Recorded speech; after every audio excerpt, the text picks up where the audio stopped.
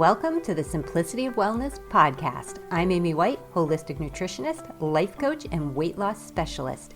If you're tired of overcomplicating food, battling your body, and starting over every Monday, you're in the right place. Here we talk about what actually works, simple shifts in food, mindset, and habits that lead to lasting change. Let's dive in. Welcome back, Simplifiers. I just got home from vacation and something happened while I was away that I couldn't wait to talk about. There's something that I hear from women pretty regularly, and that is, I don't really eat that much. And I believe them. They're not trying to fool me. They genuinely don't feel like they eat very much food. And because they don't eat very much, the next thought makes perfect sense. I'm struggling to lose weight, but eating can't be the issue. Which means it must be my metabolism, it must be menopause, it must be my hormones. Something has changed in my body that I can't control. And if that's true, why should I keep trying? But what if there's another explanation we haven't looked at yet? What if I'm not hungry very often doesn't necessarily mean you have a calm appetite? What if you have an unclear appetite? I just spent some time in the backwoods of Michigan, and a dining hall bell got me thinking about this in a completely different way. My family's been going to the same place in Michigan since my dad was 5 years old. One of the fixtures there is the dining hall.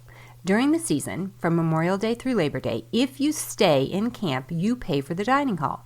3 meals a day. You don't decide when you eat. The bells decide. There are 3 bells for every meal. First bell basically means get ready. Second bell, come and get it. And third bell, come now or you're going to miss your meal. And these bells have been on the same schedule for my entire life. Breakfast, first bell 7:30, second bell 8 o'clock, third bell 8:30. Lunch, first bell is 11:45, second bell's at 12:15, and third bell's at 12:45. And then dinner, first bell's at 5:45, second bell's at 6:15, and third bell's at 6:45. That's it. And here's the part that fascinated me. It took my body about a day and a half to figure this out. By day 3, first bell was ringing and I was hungry. Not because I looked at the clock and decided I should eat. My body was ready to eat. And then I'm basically counting the minutes until second bell. Is it time yet? Should we start walking? It's a little crazy how quickly it happens. The dining hall didn't create my hunger. It gave my hunger enough structure to become obvious. Now, I eat with some rhythm at home, but nothing this strict. My body has basically created its own schedule. Breakfast is usually somewhere between 8 and 9. I have what I call my mini lunch somewhere around 1 or 2, and dinner is usually between 5 and 6. So there's structure, but I'm certainly not ringing a bell in my kitchen. What fascinated me in Michigan was how quickly my appetite cues became crystal clear.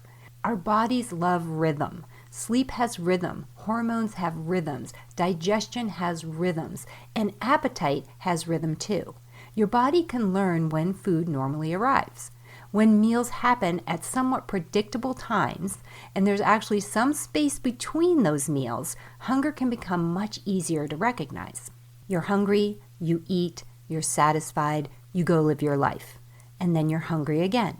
That's a conversation, and that's very different from simply saying, I'm never hungry. This is the distinction I want you to think about. Do you have a calm appetite or an unclear appetite? A calm appetite might sound like, I ate breakfast, I was comfortably satisfied, I didn't think about food for about 4 hours, and then I got hungry again, and I ate. An unclear appetite sounds more like, I'm not really sure when I'm hungry. I don't eat meals consistently. I grab something when I think about it. Sometimes I realize it's 2 o'clock and I haven't had lunch. But I haven't really gone all day without food either. Those are not the same thing. And this is why, when a client tells me, I don't really get hungry, I don't want to immediately tell her what that means. I want to get curious. I have questions. Why aren't you hungry? What's actually happening during your day? Does your body have a chance to ring its bell? Or are there enough little bits of food coming in throughout the day that the bell never really needs to ring? And here's where this gets tricky. Human beings are notoriously bad at remembering everything we've eaten. All of us, myself included. This isn't a character flaw. It isn't dishonesty. Our brains just don't necessarily file every little eating moment under, I ate. You remember breakfast, you remember dinner, but do you remember the handful of nuts you grabbed while you were working, the few crackers you nibbled on, the piece of cheese when you opened the refrigerator, the bite of somebody else's dessert, the handful of popcorn, the creamer in your coffee, the bites you took while you were making dinner?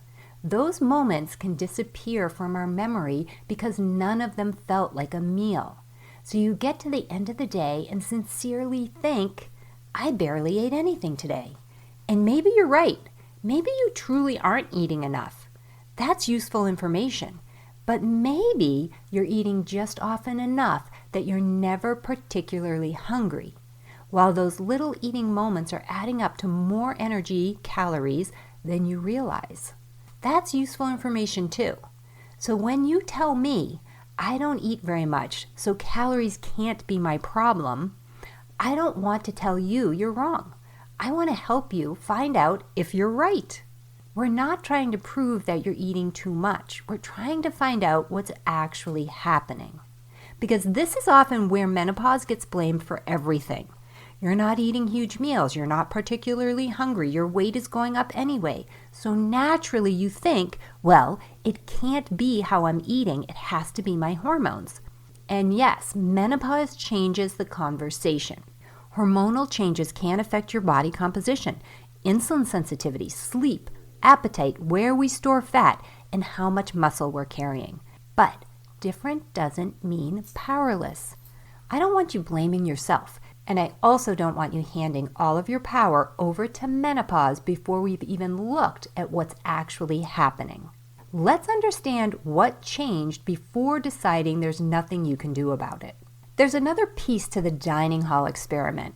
We didn't eat between meals. We ate breakfast, then we went out, lived our lives. We came back for lunch, then we went out, lived our lives again, then dinner.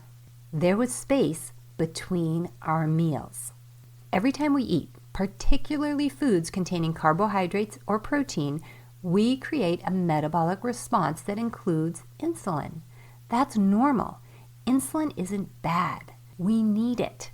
But the space between meals gives insulin an opportunity to come back down and gives your body time away from the recently fed state. This is one reason I'm much more interested in helping my clients build satisfying meals than teaching them how to find more and more healthy snacks. I want your meal to do its job. Then I want your body to have time to do its job. So eventually, your hunger can come back and tell you it's time to eat again. The other interesting thing about this vacation was that we had very little control over the food. We ate what was served. It wasn't necessarily the way I normally eat at home, but we ate meals. We didn't snack between them, and we walked a lot. There was a very clear rhythm. Eat, go live your life, come back when the bells ring. Eat again. There wasn't constant food decision making. There wasn't food coming in every hour. And despite eating differently than I normally do, my appetite felt incredibly clear. That's what really got my attention. My body knew when it was time to eat, and it knew when it wasn't. So here's what I want you to do with all of this. For 1 week, give your body some rhythm and create a little awareness around what you're actually eating. Not forever. We're not creating another rigid set of food rules. We're running an experiment. Choose designated eating times that work with your life. Maybe that's a breakfast, lunch, and dinner. Maybe you know you do better with 3 meals and a planned mini meal. The exact number isn't the important part. The point is to create defined eating times and defined non-eating times. And for this 1 week, I want you to track your food. Don't make this complicated. If you like technology, great, use a tracking app. If you don't, then just grab a notebook and a pen. I don't care which way you track your food. And I don't want you worrying about portion sizes or calories. Just write down everything that goes into your mouth. Break your day into breakfast, lunch, dinner. Write down what you ate at each meal. Then add one more section, snacks. Anything you eat outside of those designated eating times goes there. A handful of nuts, a couple of crackers, a piece of cheese, a bite while you're making dinner, a few bites off someone else's plate. Whatever it is, just write it down. We're not judging it. We're not even worrying about how much you ate. We're simply making the eating visible. For this experiment, I want you to pay attention to two things. First, when and how often you're actually eating. Not how many calories, not whether the food was good or bad. Just when did food go into your mouth? Having designated eating times actually makes this pretty easy. Breakfast, lunch, and dinner are obvious. It's the things that land in that snack section that I want you to get curious about, because those are often the eating moments our brains forget. Here's something funny that I think you're going to notice. When you commit to tracking your food, something interesting can happen. You'll reach for the nuts and think, do I really want these? Because now I have to figure out how to put this handful of nuts in my food journal. And sometimes you may decide, never mind, I wasn't even hungry. That's interesting. The food journal didn't take away your hunger. There wasn't hunger there to begin with. It simply made you aware of an eating moment that normally would have happened without much thought. And maybe you are hungry. Great, write it down. This is information too. The second thing I want you to notice is, what happens to my hunger when I create some space between those eating times? Does hunger start becoming more obvious? Do you start noticing that around noon your stomach is actually asking for lunch? Do you begin getting hungry before dinner? Does your body start developing a rhythm? If you want to make this incredibly simple, put a little H next to an eating time if you were noticeably hungry before you ate. That's it. At the end of the week, I want you to be able to look back and see two things. Here's how often I actually ate, and here's when my body actually asked me for food. Your eating rhythm and your hunger rhythm. Do those two things start lining up? And I want you to be really clear about something. We're not tracking because I need you to count every calorie. We're tracking because I want you to notice every time you're eating. We're not trying to prove that you're eating too much. We're trying to understand why you're not hungry. Maybe you're right.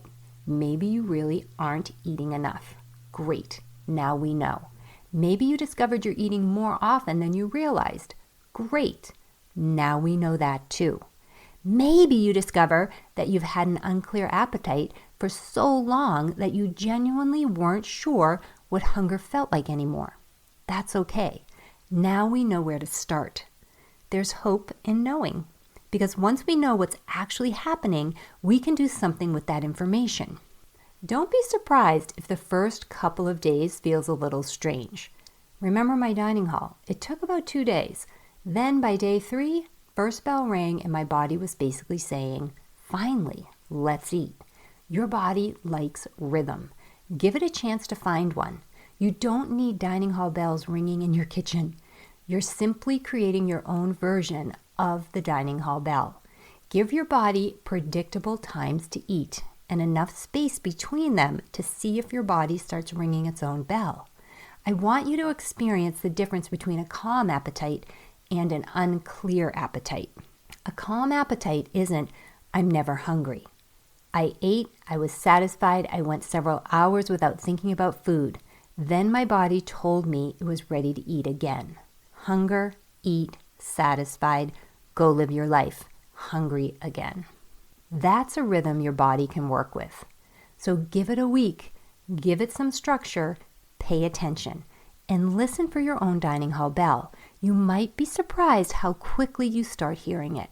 If you've been telling yourself, I barely eat, this has to be menopause, my metabolism must be broken, nothing I do works anymore, I don't want you to walk away from this episode blaming yourself, and I don't want you handing all of your power over to menopause either.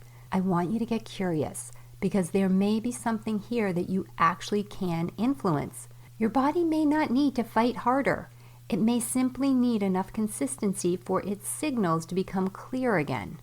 And if you're thinking, okay, Amy, I want to do this, but I want some help figuring out what my body's actually telling me, that's exactly what we practice inside my membership group, Hangry to Healthy. I help you understand the signals your body is giving you, learn how to eat in a way that works with your body, and make adjustments based on what you learn. So instead of guessing, you know what to do next. When you're ready for that kind of support, I'd love to have you join us. You'll find the link to my Hangry to Healthy membership in the show notes. Thanks for spending this time with me. I'll be back in the next episode.